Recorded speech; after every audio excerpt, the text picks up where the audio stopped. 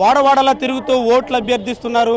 రాబోయేటువంటి పరిషత్ ఎన్నికల్లో కూడా వైఎస్ఆర్సీపీకే విజయం చేకూర్చాలని ఏలూరు పార్లమెంట్ అభ్యర్థిగా పోటీ చేస్తున్న తోట చంద్రశేఖర్ పర్యటన సాగిస్తున్నారు. ప్రస్తుతం గణపవరం మండలంలో పర్యటన సాగిస్తున్న తోట చంద్రశేఖర్ మనతో ఉన్నారు. ఆయనతో మాట్లాడదాం.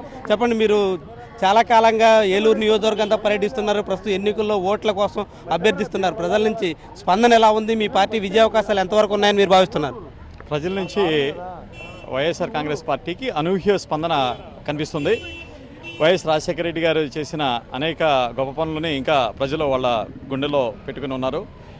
దానికి కృతజ్ఞతగా ఈసారి వైఎస్ఆర్ కాంగ్రెస్ పార్టీని ఎట్టి పరిస్థితుల్లో గెలిపించి వైఎస్ జగన్మోహన్ రెడ్డి గారిని ముఖ్యమంత్రిగా చూడాలని ఉవ్విళ్ళూరుతున్నారు. ఇప్పుడు జరగబోతున్న జిల్లా పరిషత్, మండల పరిషత్ ఎన్నికలకు కూడా మా అభ్యర్థులంతా చాలా చక్కగా ప్రచారం చేస్తున్నారు. వాళ్ళకు కూడా ప్రజల నుంచి మంచి స్పందన కనిపిస్తుంది. ఈ రాబోయే ఎన్నికల్లో మొత్తం 46 జిల్లా పరిషత్ కాన్స్టిట్యుయెన్సీని మేము గెలవబోతున్నాము. అలానే ఈ జిల్లాలోని 80% కన్నా ఎక్కువ మండల పరిషత్ స్థానాలను కూడా కైవసం చేసుకోబోతున్నాం. మీరు ప్రజలకు ఏవే హామీలు ఇస్తున్నారు? హామీలకు ప్రజల పట్ల ఎటువంటి స్పందన వస్తుందని అనుకుంటున్నారు?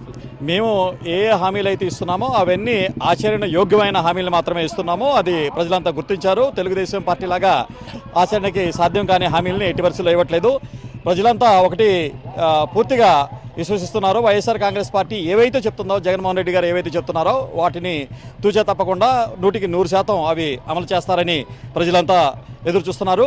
అలానే ప్రజల జీవితాల్లో మార్పులు తీసుకొచ్చి అనేక కొత్త పథకాలకి జగన్మోహన్ రెడ్డి గారు రూపకల్పన చేశారు. అది అమ్మఒడి పథకం కానివ్వండి, డ్వాక్రా మహిళల రుణాల మాఫీ కానివ్వండి, లేకపోతే మేము ప్రతి జిల్లాకి సూపర్ స్పెషాలిటీ హాస్పిటల్ కానివ్వండి, అలానే రైతులకి మొత్తం 3,000 కోట్లతో స్థిరీకరణ నిధి ఏర్పాటు చేయడం కానివ్వండి, పెన్షన్లో అవాతాతలకి, వృద్ధులకి పెన్షన్లో ఇంక్రీజ్ 200 రూపాయల నుంచి 700 రూపాయలకి పెన్షన్లో ఇంక్రీజ్ చేయడం కానివ్వండి, అలా అనేక పథకాలని జగన్మోహన్ రెడ్డి గారు ఆల్రెడీ అనౌన్స్ చేయడం జరిగింది. వాటన్నిటికీ ప్రజల నుంచి చాలా అనూహ్యమైన స్పందన మాకు లభిస్తుంది. వరకు మీరు మున్సిపాలిటీల్లో పట్టణ ఓటర్లు కలిశారు, ఇప్పుడు పరిషత్ ఎన్నికల్లో గ్రామీణ ఓటర్లు కలుస్తున్నారు. ఏం తేడా ఏమైనా కనిపిస్తుందా? అక్కడ స్పందన ఎలా ఉంది, ఇక్కడ స్పందన ఏమైనా పోలిస్తే మీకు ఏమైనా తేడా కనిపిస్తుంది? అసలు ఇవి రేపు రాబోయేటువంటి ఎన్నికల్లో, మీకు ఎంపీ ఎమ్మెల్యే ఎన్నికల్లో ఈ విజయానికి ఇవి ఎంతవరకు దోహదం చేస్తాయని మీరు అనుకుంటున్నారు?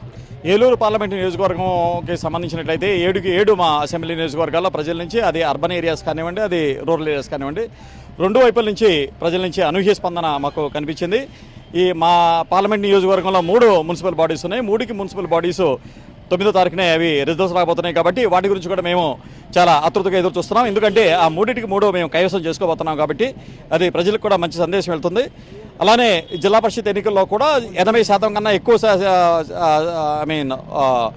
స్థానాలని మేము కైవసం చేసుకోబోతున్నాం. ఇది ప్రచార పర్వంలో దూసుకెళ్తున్న తోట చంద్రశేఖర్ చెప్తున్నటువంటి విషయం.